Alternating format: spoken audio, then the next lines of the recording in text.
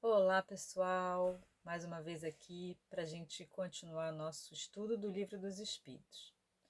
Vamos então fazer uma mentalização, uma concentração, pedindo aos mentores e guias da Casa do Coração, nosso anjo da guarda, nossos protetores, para que nos ajudem, nos inspirem, para que a gente possa compreender melhor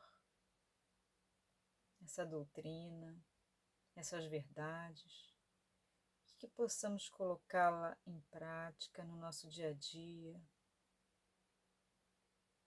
para facilitar a nossa vida, para melhorar a nossa caminhada e ajudar na nossa evolução. Graças a Deus. Então a gente está aqui na questão 205 do Livro dos Espíritos, na parte segunda, e o capítulo é o capítulo 4, sobre a pluralidade das existências, e no item parentesco e filiação. Então a 205 pergunta assim: há algumas pessoas, a doutrina da reencarnação se afigura destruidora dos laços de família, como fazê-los anteriormente à existência atual. E espíritos respondem: ela os distende e não os destrói. Fundando-se o parentesco em afeições anteriores, menos precários são os laços existentes entre os membros de uma mesma família. Essa doutrina amplia os deveres da fraternidade, porquanto no nosso vizinho ou no vosso servo pode achar-se um espírito a quem tenhais estado preso pelos laços da consanguinidade. Então, eles perguntam, eles dizem, né, na pergunta, que tem pessoas que discordam, que a doutrina da reencarnação ela é destruidora dos laços de família. E a espiritualidade responde que não, que é o contrário, que justamente ela amplia. Que, por exemplo, se você vem com uma pessoa que você foi inimigo na outra vida, né, um filho onde você foi inimigo dele na outra vida, como o Rafa falou nas outras questões, a gente vai dedicando amor aquela criança vai aprendendo a te amar. Então, aqueles laços de inimizade vão se desfazendo e você vai aprendendo a amar aquele inimigo, né? Inimigo de outras vidas. E assim, aquela pessoa que era um inimigo vai se tornar seu amigo, vai se tornar da sua família.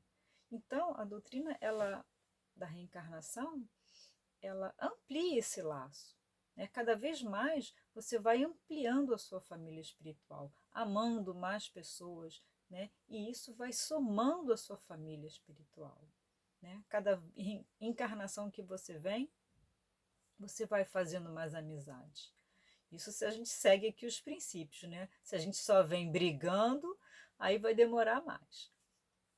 E outra coisa que eles falam é que qualquer um pode ter sido o seu pai, né, ou um ente querido. Às vezes tem uma pessoa, um vizinho, uma pessoa que a gente trabalha, que é tão querida, né, que parece que é da nossa família. Às vezes temos amigos que temos mais afinidade do que pessoas da nossa família. Então, vai ver que em outras épocas nós fomos da mesma família. Né? Por isso, essa afinidade. Então, eles dizem ainda que, ainda nessa questão, tem o item A dizendo assim: no entanto, essa doutrina da reencarnação diminui a importância que alguns dão à genealogia, visto que qualquer pessoa pode ter tido por pai um espírito que haja pertencido a outra raça ou vivido em outras condições muito diversas. Sim, né? A questão aqui não é o sangue, não é a genealogia, e sim a afinidade. É isso que é importante, né? Na lei divina. Não tem necessidade de ser do mesmo sangue. Quando você adota uma criança, não é do mesmo sangue. Né? Às vezes uma pessoa que trabalhou a vida inteira com você é tão querido quanto um pai ou um irmão. Então, a questão do sangue e da genética fica em segundo plano, para a espiritualidade. Eles respondem ainda que, sim, que a genealogia não tem tanta importância.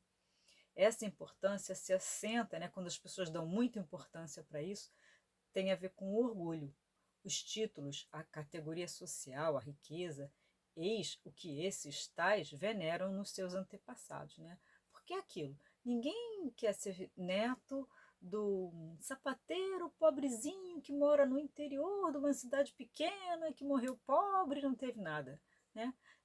A pessoa quer ser neta do figurão, político, milionário, dono da cidade, que tem estátua na praça, né? Então as pessoas gostam de falar, meu avô era o tal, né? Então tem uma questão com orgulho, né? Que essa importância que as pessoas dão, né, para o antepassado é uma coisa humana, né, da vaidade. E que Deus, né, não consultou a nossa vaidade para formular as leis da natureza. Então, é isso que eles respondem aqui na pergunta 205. Vamos ver ainda a 206? Vamos ver o que eles falam? Aqui na 206, os espíritos perguntam, Kardec pergunta, do fato de não haver filiação entre os espíritos dos descendentes de qualquer família, seguir-se-á que o culto dos avoengos seja ridículo? Avoengos são antepassados, avós, né? Avoengos vem de avô, avós. E eles dizem, né, então se o culto aos nossos antepassados tem sentido. E eles respondem, eles perguntam se não seria ridículo. Eles respondem que de jeito nenhum, que não é ridículo não. Todo homem deve considerar-se ditoso por pertencer a uma família em que encarnam espíritos elevados. Se bem os espíritos não procedam uns dos outros, nem por isso menos afeição consagram aos que lhe estão ligados pelo elo da família, dado que muitas vezes são atraídos pela simpatia, aquilo que a gente tinha falado. Mas ficais certos de que vossos antepassados não se honram com o culto que lhes tributais por orgulho. Em vós não se refletem os méritos de que eles gozem, senão na medida dos esforços que empregais por seguir os bons exemplos que vos deram. Somente nessas condições lhe é grata e até mesmo útil a lembrança que deles guardais. Quer dizer, não adianta nada a gente ficar lembrando dos antepassados, né? Aquilo que a gente estava falando na outra questão, porque foram importantes, ou porque isso ou aquilo.